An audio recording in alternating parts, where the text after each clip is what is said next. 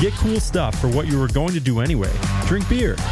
With Buy Beer, Get Gear from Labatt, you can just snap a photo of your receipt and upload it to the website to rack up points for exclusive merch. Get points for every purchase, whether you're grabbing a pint on draft, a case for a party, or a tall boy at the stadium. Any size, any product, anywhere you buy Labatt. Buy beer, get gear. Sign up now at rewards.labattusa.com. ESPN Radio. Tomorrow's broadcasting stars today. Broadcasting live from the campus of Syracuse University. This is Newhouse Afternoon.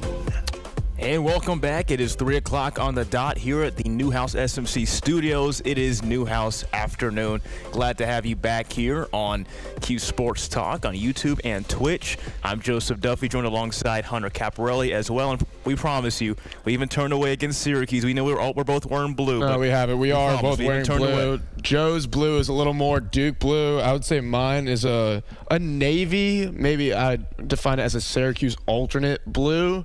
So you're maybe leaning a little more that way, but definitely have not gone to the dark side of the Duke Blue Devils after what occurred last night in Durham. As soon as I put it on, I knew one of my professors was going to let me know that it looked like a Duke Blue. And, of course, we're going to start with that on today's show. Of course, the hot topic as of late, the Syracuse Orange jumping another conference game, this time against the Duke Blue Devils. A historic loss, 104-61.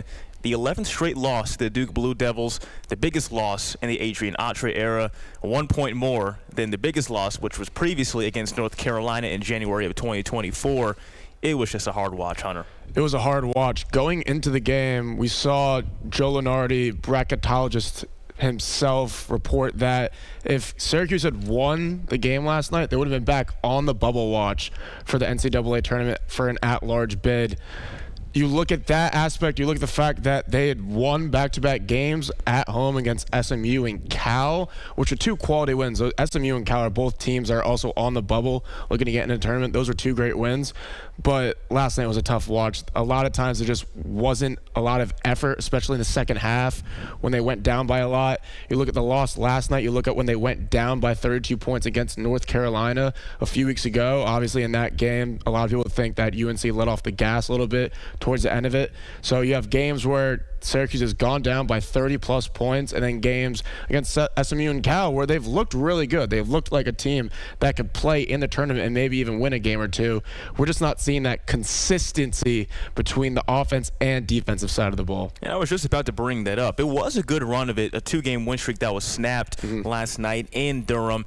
You saw this team beat Cal. We thought that their star player could have had a 30-point game. It was a gritty 107-100 win against Cal last week, and then you saw the Valentine's Day win against SMU, another gritty win at the Dome, and good for the Cuse fan base to see some wins at home. Totally. Great for the Cuse fan base. I know a lot of people weren't, maybe optimistic going into either of those games. They had dropped a few games before that in conference play, and a lot of people were questioning whether Coach Autry was the man for the job. I know people maybe after last night are questioning it, but those are two great wins for the program to just get back into the win column. Day-Day Ames and Boopy Miller, respectively, for those two teams were the top scorers that Syracuse defensively did a pretty nice job on. They locked both of them down, relatively speaking, and the offense was there. The ball movement was there. They were moving the ball around. Guys like outside of Donnie Freeman were getting into action. Kyan Anthony, who we got at DMP a few weeks ago, he was getting into the action. He was scoring. You had guys like Nate Kings, J.J. Starling contributing. So we didn't see that really last night as much. I think William Kyle paced Syracuse with 12 points, the leading scorer for the Orange last night. But if they could get back on track to what we saw against SMU and Cal these last four conference games before getting into tournament play, I think there's an optimism to see for this getting into the ACC tournament. Joseph Duffy and Hunter Caparelli here on Newhouse Afternoon. Hunter, it was a close game with 2:34 left. It was. And then Duke went on an 11-0 run to close out that first half. It was a 5-point game with 2:34 on, and then they closed with the 11-0 run to make it a 40-24 first half.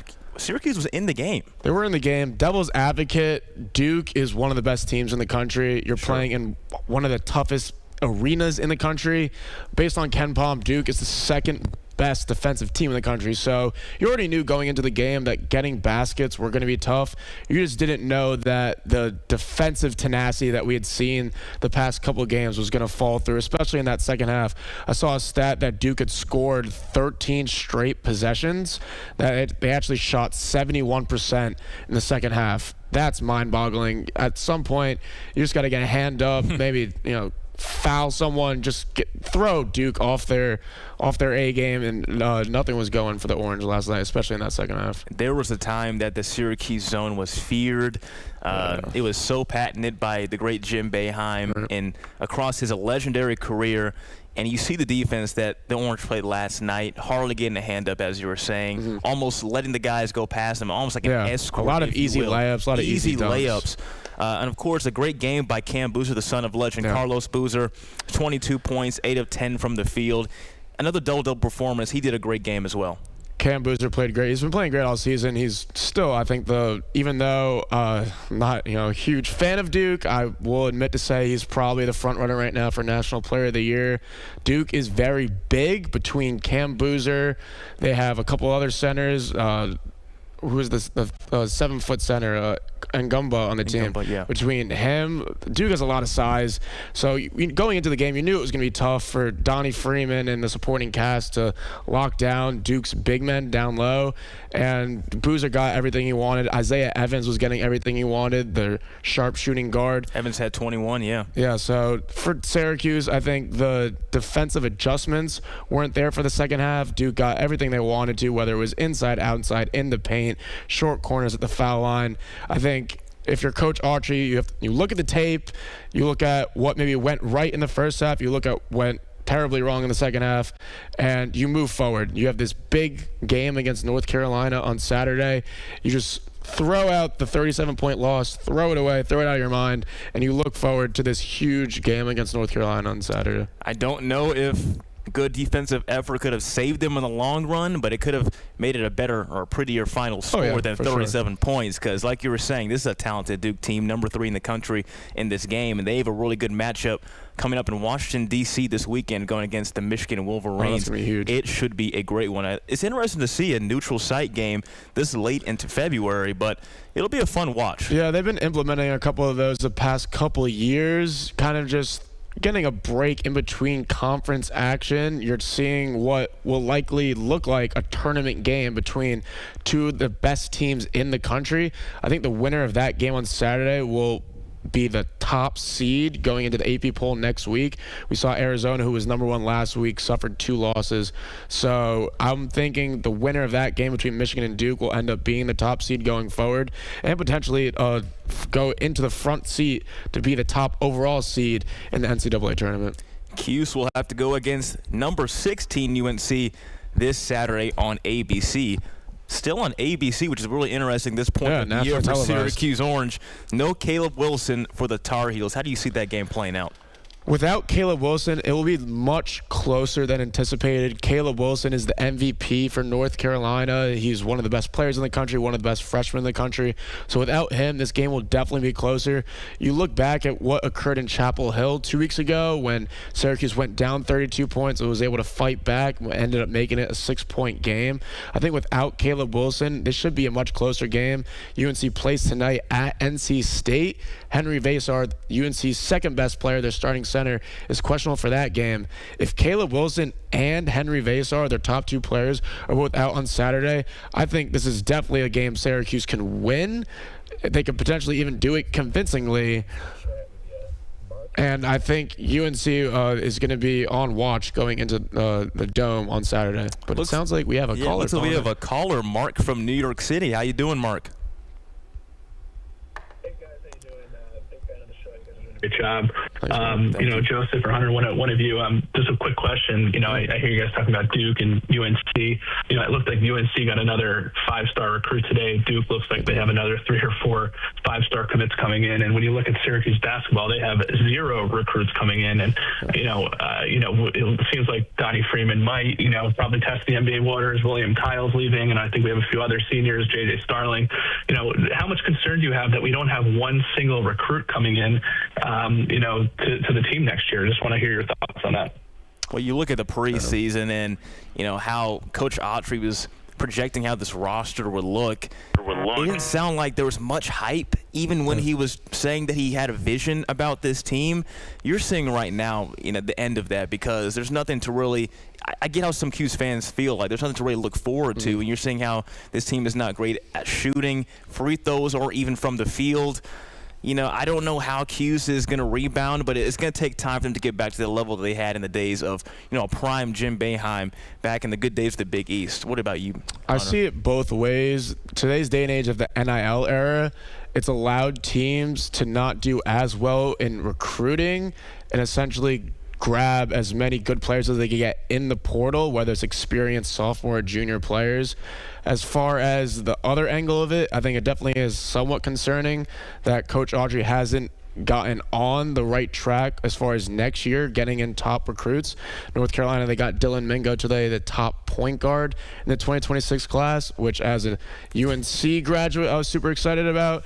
So it definitely is a little concerning, but I'm hoping at least if Autry is still the coach next year, if he's hopefully able to retain a lot of the talent from this year's roster and get into the portal, whether that's getting another starting point guard, another starting center to potentially replace Donnie Freeman, who will likely go to the draft next year.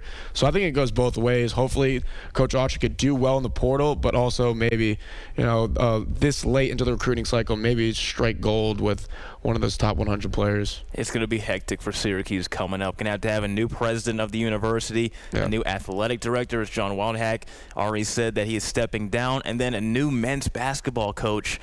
I think that's part of it, because even outside of Syracuse, everyone knows that the seat is hot for Coach Adrian Autry, and I think a lot of these recruits are seeing everything on social media about it, and they're getting cold feet. They don't want to commit to a school where they don't think the coach they're talking to during the recruiting cycle might not be there next year. So I think that definitely has part of it. All right, thank you, Mark from NYC, for the call. Really appreciate that. Yeah, we're going to transition to Syracuse women's basketball, who just had a really good win against the Clemson Tigers at the JMA Wireless Dome, winning 68-64 in the Play for K Pink Out game. Firstly, I really like the attendance for this game. Yeah.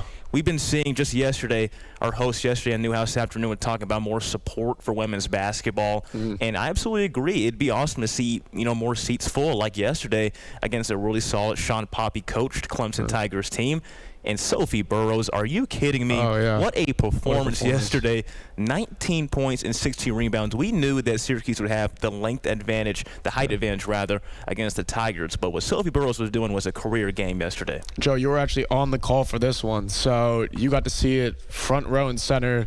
Great win for the Orange to get back on track. They had beaten down on a weaker Pitt team a little before the Clemson game, but coming off that 20-point loss at home against number 6 Louisville, this was definitely a get-right game for the Orange. You're going into it, this is a Clemson team that may or may not be in the tournament. Right now, it's slated as a quad 2 win, but Clemson's number 40 right now in the net, so that could end up being a quad 1 win. Syracuse right now is just one quad win that's on the road at Virginia for the women. So this could potentially end up being a second quad 1 win, a 4-point win. It was a great game all around. Defensively, you're only giving up 64 points to a solid Clemson team.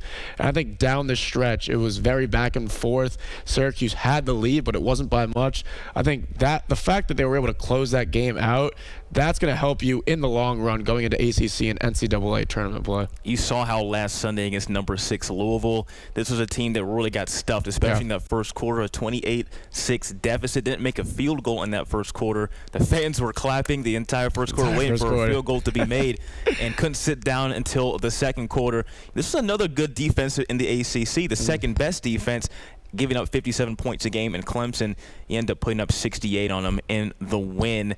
But also, you talked about get-right games. Yeah. Layla Filia had struggled the previous 3 games. Dominique Darius had been an efficient shooter, especially in that Louisville game. Layla Filia having 15 points is a good sign for Coach Jack. That's a great sign for Coach Jack. We actually had a debate about this yesterday. The fact that is Layla Filia considered a consistent or inconsistent scorer. We were talking about this with Professor Stephen Fonte, who is also on Q Sports Talk every day at 1 o'clock. you defined her as a consistent scorer because she's the second best scorer on the team. She's one of the best players. I said she's potentially an inconsistent scorer, which is not taking a shot at Layla Felia. I obviously know if it wasn't for her, Syracuse would not be in the spot they would be in right now. I was just labeling the fact that she'll have games where she scored 38 points. Games like against Clemson where she had almost 20, but then there's some games, some lulls where she'll have 5 or 6 points. So I think when Layla goes, the team goes. If she's scoring more than 15, which she did against Clemson on Saturday, Syracuse is always going to be in a great spot to get a win. And my point was basically, as one of the leading scorers, she's flipped back and forth with Uche Azoje as being the leading points getter for Syracuse. I assume she could be a consistent scorer. I completely understood your point as well, that she's had a 38-point performance, but also some dual performances as well, as you saw at the beginning of last week. But it's an impressive sight to get back in the scoring tally for sure with 15 points against a really good defensive team in Clemson. And don't get me wrong here, Clemson is well on their way too. Their season is not over by any means. It would have been a quad 1 win for them yesterday as well at the Dome, not for the Orange as it could be in the future, as you were saying. But for Clemson, they're well on their way, coached by Sean Poppy. 6 recruits in the top 100 in this next class coming up. In the previous 12 years before he took head coach, they had 6. So he's already on a crazy rate as it stands for the Tigers. Yeah, so they have a lot to look forward to. They have a bright future. You look at the game on Saturday, outside of Mia Moore, their starting guard who had 17 points. No one scored above 4 from the starting lineup. They had some points off the bench, but give credit to Syracuse for being able to lock down. Clemson's bench was dominating. Yeah, I mean, they were dominating. Yeah, they have honestly outplayed the starting lineup in that game. But you got to give credit to Syracuse for being able to lock down a formidable Clemson starting lineup. I mean, Mia Moore not doing as well in the first half kind of surprised me. I was on the call for this game with Kyra Wood, a former Syracuse forward. She came into this game with back-to-back 30-point games. Really? Hadn't been done in Clemson history since the early 80s. And also what surprised me is Rusna Augustineta. She didn't get much playing time in the second half. I don't know what happened. Don't want to speculate, but she's the second leading scorer on that team. And there wasn't as much playing time for her in the second half. I don't know what happened, if it was a bad fit with her in this Syracuse roster. But it was nonetheless a great win for Syracuse, winning 68-64. It wouldn't have been the end of the world if they lost this game, but you need wins like this to improve your ACC seeding, but also your NCAA tournament outlook. And again, credit to Sophie Burrows. Huge double-double, 19 points, 16 rebounds. She was actually named ACC Player of the Week after that win, and then the win against Pitt. Syracuse goes 2-0 because of those victories, and a large part because of Sophie Burrows. So if Sophie Burrows is able to continue playing well alongside Uche Azoje, Dominique Darius, Layla Felia, this team will have a lot to look forward to going into the ACC tournament. The Orange get a good break as their next game will be on the CW network going against NC State this coming Sunday. We'll take a quick break on Newhouse Afternoon. When we come back, we'll talk about men's and women's lacrosse with Robert Shabilsky. You saw him last week. He'll be back on the show. Hunter Caparelli, Joseph Duffy on Newhouse Afternoon. We'll be right back. Still streaming live on Twitch and YouTube. Great call from Mark early in the show. That was our first live call. That caught me for a surprise. That was awesome. We got a live call. You guys got that or no? Our producer let us know, but I didn't realize that we did live call. I didn't know that. I know. I had no idea. That was awesome. We were talking about, we were previewing the Syracuse UNC game, and I heard we had a live call coming in. I was like, hold on, let me stop my thought here, wrap it up, and get to this live caller. We have a live call. But yeah, it was a great question. Syracuse, they don't have, I think, I could confirm a top 100 recruit right now for next year's class. And I think it largely has to do with the fact that a lot of recruits don't believe Coach Autry may be here next year. They don't want to commit to a school where they don't know if that head coach will still be here. Hello, Ms. Shabilsky. I see you in the chat on Q Sports Talk on YouTube. Hunter's patrolling the chat on Twitch. Yep, we are looking at the Twitch chat. If you have any questions, let us know. Really excited. We'd like to get through them. Absolutely. We'd like to get through the questions during the breaks as we're still on the air online. A lot to talk about for lacrosse, men's and women's. Oh, big Friday. Big weekend. Got big Monday for hoops. Got to come up with a name for what Friday was. Friday was a big day. Oof. Oh, yeah. That should be fun. I mean, you don't see crowds like that for lacrosse games normally. $10K. Doing the 10,000 dome. Doing the dome. So Coach Gate mentioned it in the post-game press conference. Lacrosse game in February. Where else are you going to get 10,000 fans for a lacrosse game? What other schools have the facility that can hold a crowd like that? It's true. Not many. Not many. Guys, the middle mic's a little bit quiet. You wouldn't mind turning that up more? All right. Go ahead and keep talking, Rob. 1, 2, 3, 4. Tad bit more should be good. Thank you. All right. How about We that? good? Keep going. All right. Perfect. Awesome. I don't know if he can see us or what. And I don't even know who I'm talking to. I feel bad. Well, you're good. Currently want to look Call in at numbers 315-437-7364. I didn't know you could get call-ins for this. I had no clue yet. That's wild. Yeah, if anyone else wants to call in during the next segment, we'll be talking about Syracuse men's and women's lacrosse. So if anyone has any questions for either I, Joseph, or Robert, definitely give us a call.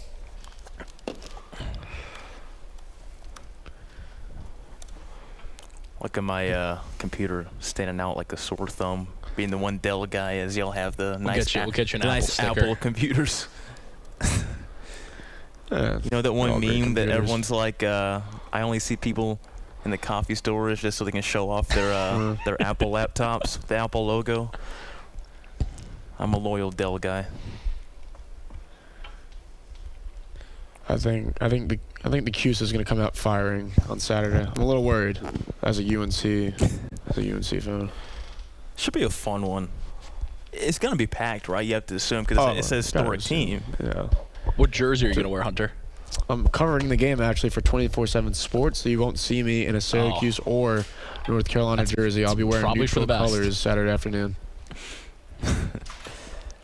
I feel like he's covered every North Carolina game that when they've come to Syracuse. It's been awesome. You were there for the UNC football I game. covered Syracuse UNC football last fall when Belichick came to town. Oof.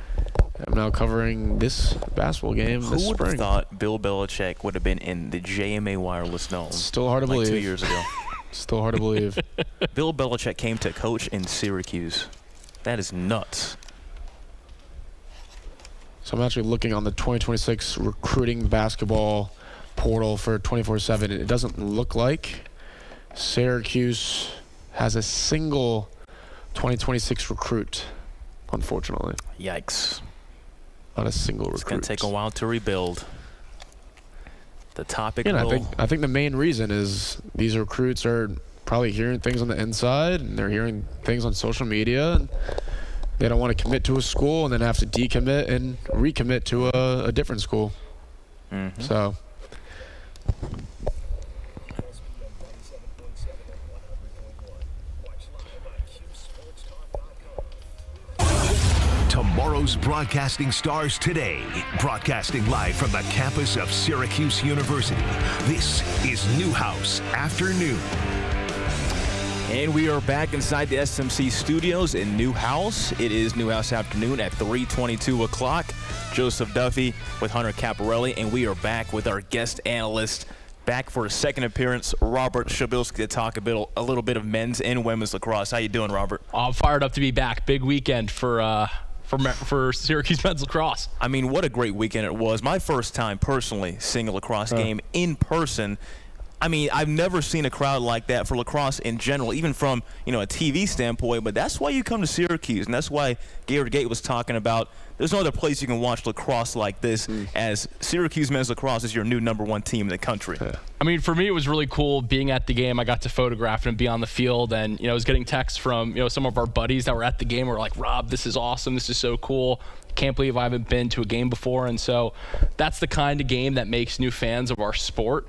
And I think having the A crew on the call with Anish on the call, with Quint, with Kark, and then Dana on the sideline, they really did a great job of amplifying how important this matchup was. And then, like you were saying, Joseph, to have 10,000 plus fans in the dome, cheering whenever Syracuse had the ball, booing when Maryland had the ball, and they're getting into it. When the refs are making calls, it doesn't go their way. Like, they're letting the stripes on the field now. So it was an awesome atmosphere in the Dome Friday night. I mean, Syracuse fans deserve it. It's been an interesting year in athletics, especially starting off with the football.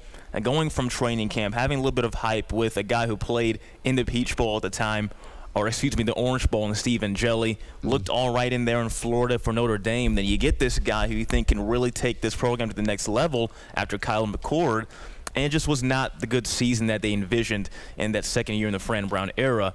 And then you've seen how it's been in men's basketball. Women's basketball has done, a very good job, and they deserve their credit. But you see how this team has played for lacrosse, and this is what this city really needs right now.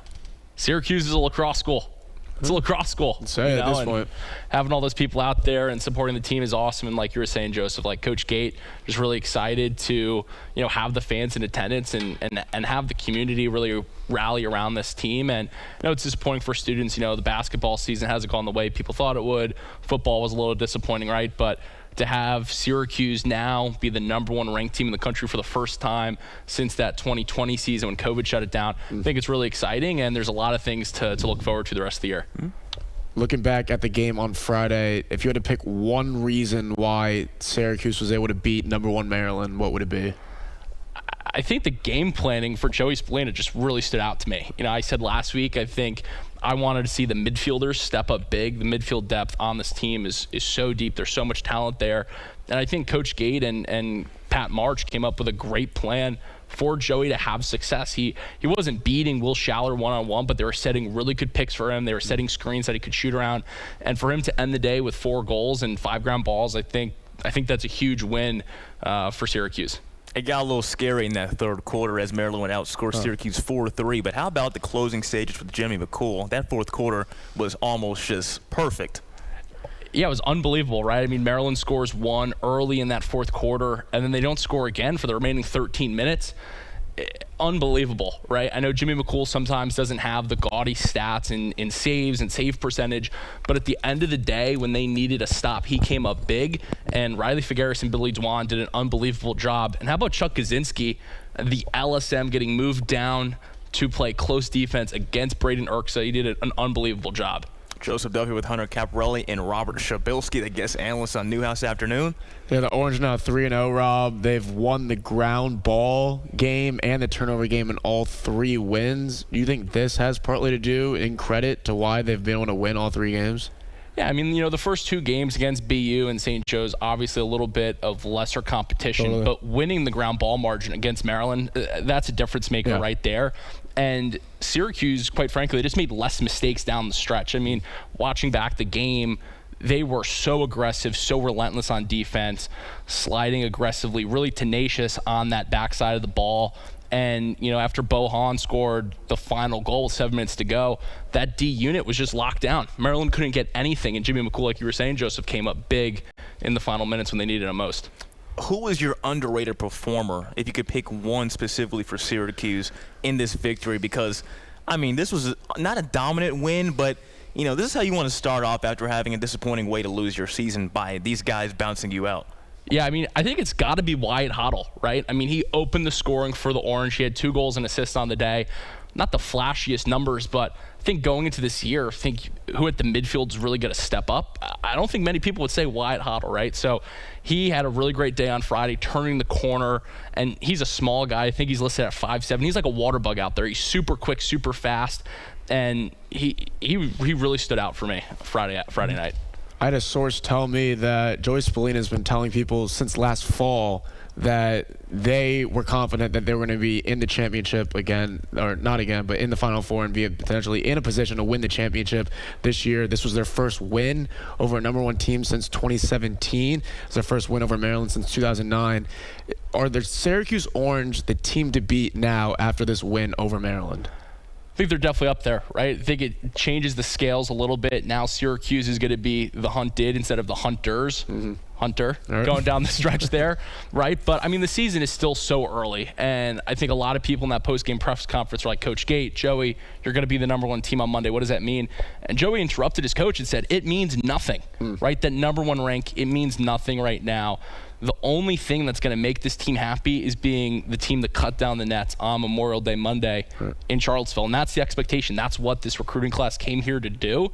I think beating Maryland is a huge step in the right direction, but now they're on a 6-game road trip. Yeah, and that's not a cakewalk. That's not a cakewalk. That's going to be a lot of battle testing for this team. I saw on that 6-game road trip, they're playing a couple heavyweight Ivy League schools. Is the Ivy League division, for fans that might not be as into lacrosse, are the Ivy League schools definitely teams to watch out for, especially with this road trip for Syracuse? I mean, Harvard's ranked right now. I think UPenn might be in that middle tier of the rankings, but overall, I think the Ivy, talent-wise, top down, it's a little lighter this year than some of the previous years, but not So this Cornell, weekend. so Princeton. No Cornell in there on the schedule this year for Syracuse, which I think is a little disappointing for fans to see. I think that's been a great matchup the past couple of years. They'll play at Harvard this weekend, and then next week they're at Princeton, a rematch from the quarterfinals a year ago. I think it was a 19-18 final. Yeah. And Princeton just got upset by Penn State, so that's going to be a game to watch in a couple weeks for the Orange fans. Princeton definitely want, not necessarily revenge, but maybe more like redemption probably after that loss. Hopefully they're going to be coming out swinging against. Yeah, a little bit of a similar vibe Yeah. to how Syracuse felt playing Maryland last week. Right. You were on the field, as you just described, this past Friday. About this team dynamic, what have you seen about how they operate with one another, how they communicate with their coaches? Because you were right there. You had a front row seat. Yeah, it was awesome. I mean, I've been on the field for some big games before, but being on the field in the dome, the energy there, I mean, it was an early February game. It really felt like a game that's much later in May. And I think the biggest difference for this group is that they're so selfless, right? It doesn't matter who's putting the ball in the back of the net. It's just getting the right matchups. I mean, you had a freshman score a big-time goal, Bo Hahn, to really seal the deal for the Orange. So I think they're so selfless, and they don't care about the individual accolades or who's having success or who's showing up on the stat sheet. They really are just working towards that one common goal of winning a championship this year. As Hunter was describing, this is about to be a lengthy road trip. You won't see this team back in the JMA Wireless Dome in nearly a month against Georgetown. But next up, coming up for men's lacrosse, will be against Harvard, who is ranked in the top 15. It'll be this Saturday, February 21st, in Cambridge at 1 p.m. When you look at that game, who are some people to watch out for when you concern yourself with the Crimson? Yeah, I mean, offensively, it's Jack Spidell. He was one of their best midfielders last year and had a really great summer playing in South Korea for the U20 men's team.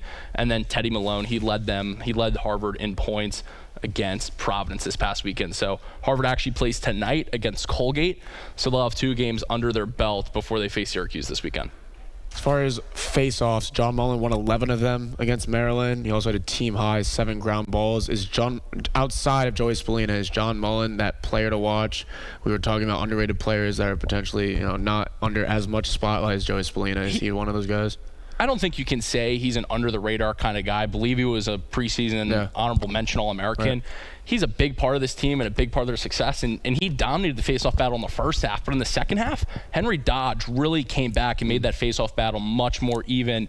And, if some of those defensive stops and possessions don't go Syracuse's way, we could be having a different conversation today, right? So I think you won the game. There's still a lot of room to improve, and I think Coach Gate alluded to that in the press conference. Hey, this feels great. It's only our 3rd game of the season. We got a lot more work to be done here. The ACC is definitely really strong. You look at number 3 North Carolina, number 7 Notre Dame, and number 8 Duke. So we're talking about the really good Ivy League teams, but this ACC is definitely going to be a tough one to Yeah, and to Coach Gates' credit, right? I mean, when that schedule dropped, it's almost like he copy and pasted the preseason top 20 and dropped it for the Syracuse schedule. So the 6-game road test is going to be huge for them. And then as they get into that back end of ACC play, that's going to be a real test for them. But, I mean, Georgetown coming to the Dome, that's going to be a big game on March 22nd. Excited for that one. All right, moving on to women's lacrosse. As we were hyping up last week, there only wasn't one number 1 team in Maryland coming to the Dome. It was also number 1, the reigning champion North Carolina Tar Heels, who played against Syracuse women's lacrosse. On the other end, this Reggie Thorpe squad drops to 0-2, facing the reigning champions. Did 9 goals being scored? Did that surprise you at all by any means when it comes to this Thorpe team? I think the biggest surprise for me, right, was just how much they hung in with UNC in the beginning of the game. I mean, they were ahead of UNC at a point, believe we were tied going into halftime, and they were hanging tough with the champs. I think something that was said on the broadcast, though, which is a great point, is that UNC team is so young. Last year they played down in North Carolina. This year they're playing in the Dome. Players' first time playing in the Dome, it's a lot with the lights and having the crowd and the atmosphere being in there. But once Chloe Humphrey and the squad settled down, I mean, they had their foot on the gas the rest of the day. Yeah, I got to watch a lot of Chloe Humphrey last year as a senior at North Carolina when she was a freshman. Obviously, Player of the Year last year. It was tough stopping her, especially when she got going in the second half. Do you think there were any adjustments that the women didn't make that they possibly could have to have, pulled off the upset? I mean, Danielle Guyette just looked unbelievable in goal. I think she finished with 14 saves on the day. If she doesn't make a couple of those saves, that game looks a lot different. But I think there's a lot of positives for Reggie Thorpe's squad as they head out to California to take on Stanford. You got Emma Muchnick involved a little bit, which was great to see. And we really just need to keep sharing the ball, keep getting to that offensive identity of everybody eats, and they're going to have success. It is a brutal start to the schedule as we said last week, going against the number 2 team in the country next on the schedule. And then after that, going against Loyola back in Syracuse. How can this team hang in there defensively? Because they've given up 13 goals. You kind of expect that with the number 1 team in North Carolina, who's also a champion. How can they hang in there in Stanford? You just got to stay the course. I think that's the biggest thing with this group is it's Reggie Thorpe's first year at the helm, and just got to stay the course, stay on message, and keep doing the right thing. And eventually, the ball's going to start bouncing your way, and you're going to be able to flip those L's into W's. So, it's disappointing to have 2 home games not go your way, but I think just gotta stay the course here and keep doing the right thing, and eventually they're going to come out on the right side of things here. They were highly ranked going into the season, but going into your schedule, number 7 Maryland, number 1 North Carolina, number 2 Stanford. Brutal. Obviously, if you start 0-3, it's not necessarily a detriment on the team itself. You're playing top 10 teams that you're potentially not expected to win any of those games. But the fact that, like you mentioned, that they were able to keep it close against North Carolina, I think there's definitely a lot of positives to take out of that. That was the biggest thing, right? I mean, they kept it super close against UNC in the beginning part of that game, and having Emma Muchnick have a good game was huge.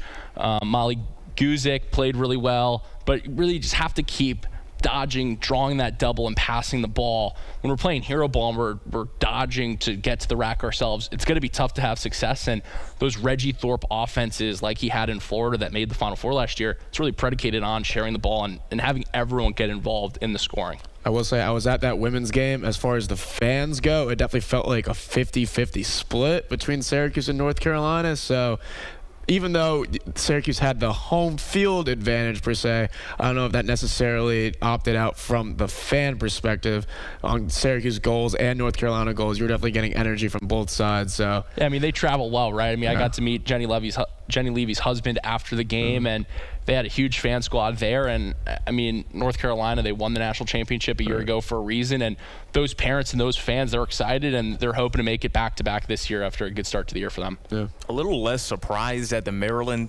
Terrapin fan base and that turnout, but North Carolina, as we were seeing at Varsity Pizza a few hours before, we saw a lot of Heels fans run into that store, walking across the halls in Marshall Street, or the street on Marshall Street, and so it was a good turnout for sure at Hunter's Point. Tar Heel Nation always travels well, especially for the teams that are winning championships year after year, whether it's field hockey, whether it's women's lacrosse. So you'll definitely expect, if you're playing a North Carolina team that's been winning championships for the past couple of years, you're going to see a lot of fans at the game. I was just surprised you weren't at the post-game tailgate, chopping it up with them. As an unbiased journalist, just want to stay the course, not go too far either Syracuse or North Carolina, just staying objective, unbiased. Absolutely, Hunter. Very unbiased.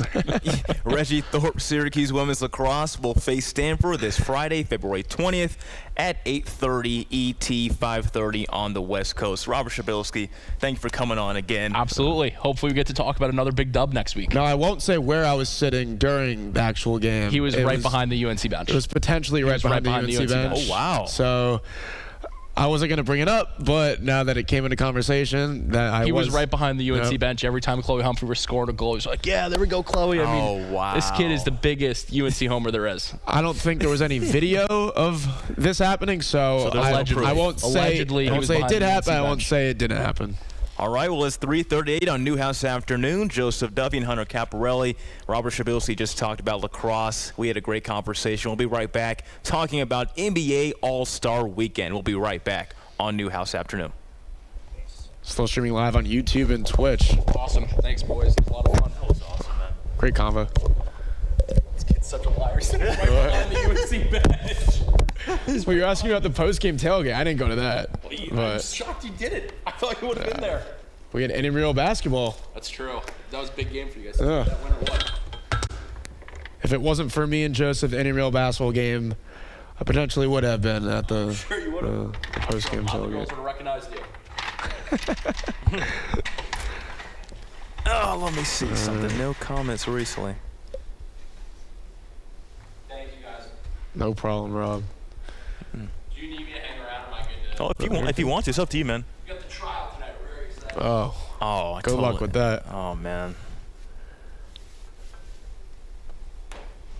For people who are still watching on YouTube and Twitch, we just found out from our lacrosse analyst Robert that he will be covering a mock murder trial on the SU campus. So not an actual murder trial, a fake murder trial, but Robert will be working as a journalist covering the trial. Some of the things they have us doing. Say what? Gotta be a capital J journalist. Got to be a capital J journalist at the Newhouse School in Syracuse University.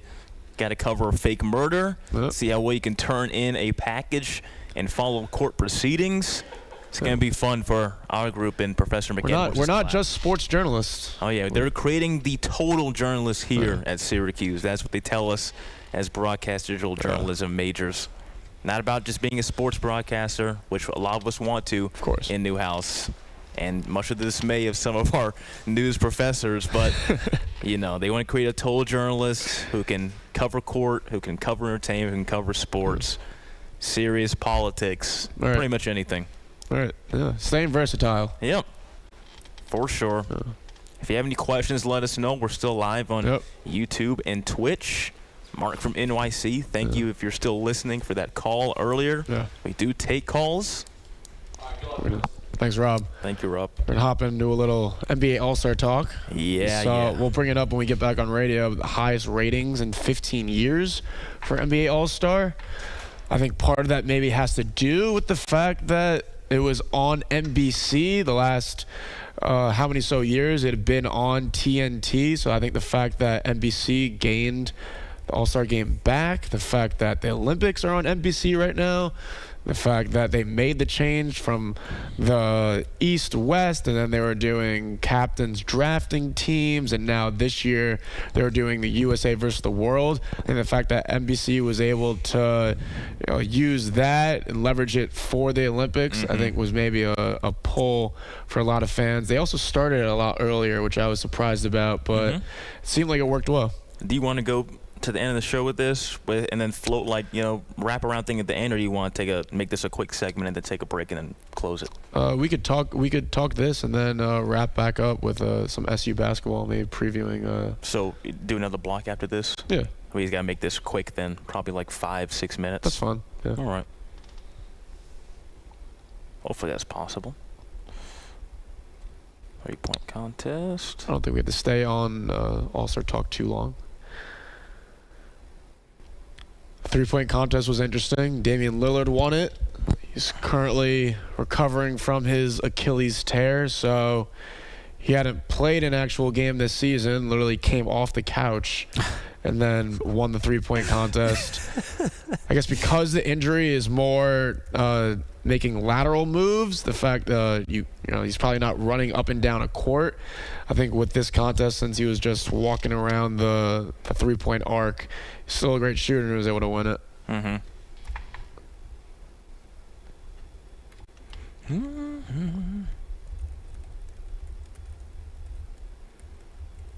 I hope The Anthony Edwards won All-Star Game MVP. Be back in 20 seconds.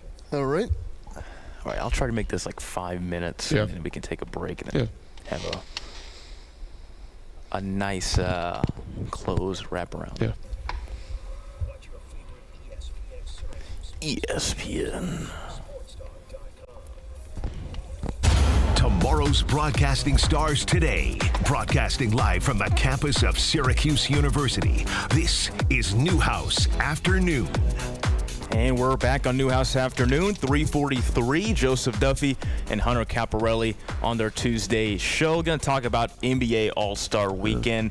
Not as much hype and buzz as I remember as a young kid, but the All-Star game turned out to be the most watched in 15 years.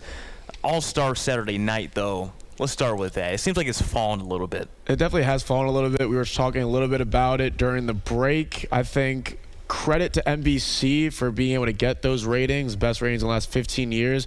I think the fact that we were able to leverage the Olympics coming up right after the All-Star game each night, the fact that they had changed the format from captains drafting their own teams to USA versus the world, so using that USA versus the world and then the Olympics, I think the fact they were able to leverage all that together ended up resulting in a high ratings for the Sunday night game. As far as the Saturday night events, I'm still a big fan of the three-point contest. We were just talking about it. Damian Lillard literally came off the couch and won the contest. He tore his Achilles last season, hasn't played a single game yet this year as he's recovering from his torn Achilles. And I think the fact that during the Achilles recovery, obviously he's not running up and down the court making quick lateral movements. He was able to do this three-point contest where he was just running around the three-point arc. He's still a great shooter, and he was able to win the three-point contest, which I enjoyed. As far as the dunk contest, I think they just need more bigger names for the dunk contest. I think I recognize 2 out of the 4 names, and as a diehard NBA fan, if I'm only recognizing 2 or 3 out of the 4 names, I doubt the casual NBA fan is recognizing many of the names and tuning in. So I think the three-point contest definitely a success from Saturday night. I think the dunk contest, we definitely need some work there. Yeah, Mac McClung can't be the show pony this year for the slam dunk He won it 3 contest. times in a row. Didn't want to go for the 4th. Yeah, declined it this year. Kashad Johnson from the Miami Heat. I'm not going to lie to you. I watch a lot of sports. I did not know who Kashad Johnson was. I did not know who Kashad Johnson was either. I'm sorry. Respectively. Yeah, I know he's an NBA player, but it shows what a slam dunk contest is right now. You saw a guy fall on his back on the slam dunk contest. Kashad Johnson was breakdancing after every single slam dunk. I mean, there was personality there. Jackson Richardson hit his head on the court, was still able to get back up and finish the dunk for that round, so credit to him. But so you mentioned Mac McClung, who had won it 3 times in a row before that. ESPN actually did a feature story on him that morning on SportsCenter, and he talked in the feature about how he's still trying to get into the league. He's been on a bunch of G League teams on 2-way contracts, and he said he actually didn't want to do the dunk contest again because he thinks NBA GMs and scouts only think of him as a dunker, and he's actually trying to prove that he's more than just a dunker and that he could actually shoot the ball, play defense, and actually make it onto an actual NBA contract. So you didn't get Mac McClung because he's trying to show he's not just a dunker, and definitely didn't live up to the hype. You know, if I could be a homer here, I'm originally from Texas, around the Dallas area, from Frisco, Texas. Cade Cunningham is also from near the Dallas area. He was talking about how he really missed that he couldn't play this East-West matchup for the All-Star game. Right. But you look at how this All-Star game was played. These guys were playing hard in these 12-minute quarters. I like the idea of USA versus the world. We saw the NHL adopt the 4 Nations League face-off last year, and that was a resounding success for them. So I think Commissioner Adam Silver looked at this as let's leverage NBC, let's leverage the Olympics, let's pit the world versus the USA together. I thought the fact that there were 2 USA teams and 1 world team was a little gimmicky. The fact that they had a round robin with the 2 USA teams playing each other, playing the world team, it ended up being the USA versus the USA Stars and Stripes in the championship. I think Commissioner Silver would have rather the world versus the USA in the championship, especially since that ended up being a blowout. That would be the one change I would want for next year, to potentially just have 1 world team and 1 USA team. I think there's so much talent outside of the U.S. today in the NBA where you could make a world team. Obviously, for the U.S., that'll mean less U.S. spots for All-Stars, but I think there's so much talent with the world. You look at guys like Giannis Antetokounmpo, Luka Doncic, Victor Wembanyama, Nikola Jokic. There's so much talent from the world. I think you could make just two teams, World USA. I think that would be super exciting for next year. That's how they used to do the Rising Stars game. Not sure if they still do it like that. Did they do that on Friday, if you noticed? Rising Stars. They used to do USA versus World strictly. Yeah, they were doing USA versus World. So that was also like really interesting to watch. But that would be the one thing. I think it was a little gimmicky having the 2 USA teams and the 1 World team. A lot of fans didn't know what the rules were going into it. They're like, oh, so they're doing these short games. Now it's USA versus USA. That would be the one change I would want. I missed the All-Star Saturday night and All-Star weekend being on TNT, but it's a new era with NBC, and Syracuse alum Noah Eagle was on the call for most of the weekend as well. So All-Star weekend just concluded for the NBA, and we'll move on to the second half of the NBA season playoffs in a few months. We're closing up in just a few moments on Newhouse Afternoon. Joseph Duffy and Hunter Caparelli will be right back for closing time. Check out Mike. Still streaming live on Twitch and YouTube. Somehow blanked on Jokic's name. It was coming to me.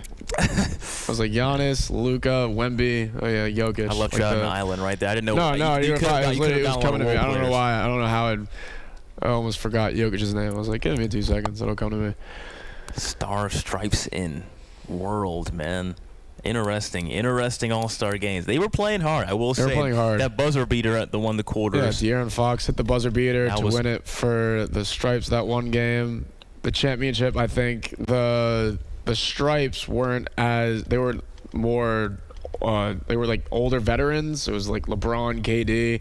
The stars were like the younger players, De'Aaron Fox, Anthony Edwards. So I think the younger guys had more juice, a little more energy to win that championship game. But like I mentioned, the one change I would want, just have 1 World team, 1 USA team.